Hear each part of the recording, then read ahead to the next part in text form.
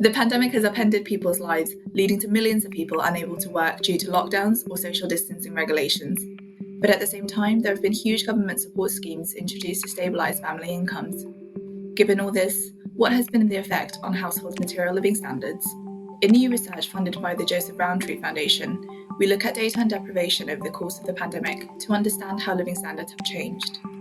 At the start of the pandemic, we saw rises in some measures of deprivation. But by early 2021, unemployment, real earnings growth, arrears on household bills, and food bank use were all similar to pre-pandemic levels overall. This is an astonishing outcome given the scale of economic disruption and the loss of national income over the last 15 months. It highlights the huge impact of the government's interventions to support household incomes during the pandemic, such as the furlough scheme and the self-employment support scheme.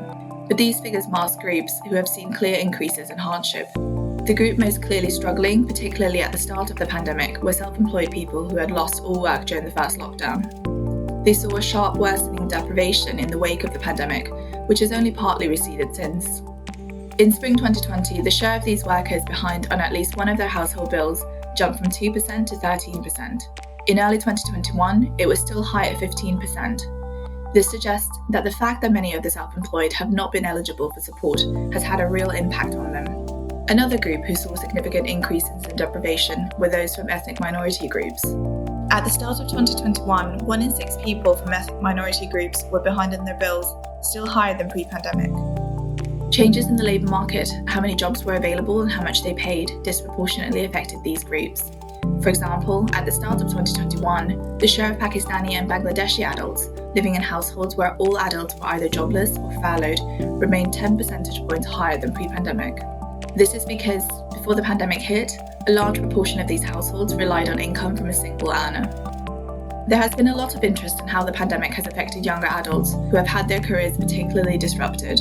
The share of young adults aged 19 to 24 not working any hours per week rose by 25%, or around 400,000 people by January-March 2021, much more than changes seen for older age groups.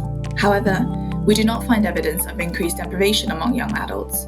Our work indicates that this is due to a combination of support from the furlough scheme and from their families. Indeed, many younger adults have stayed living with their parents or have moved back home over the pandemic. Even excluding full-time students, the share of 19 to 24-year-olds who live with their parents has increased from 45% to 50%. As the furlough scheme winds down and the government begins to ease its support of those whose lives have been affected by the pandemic, new challenges will emerge, particularly for those who lose their jobs. To find out more about this work, please visit www.ifs.org.uk.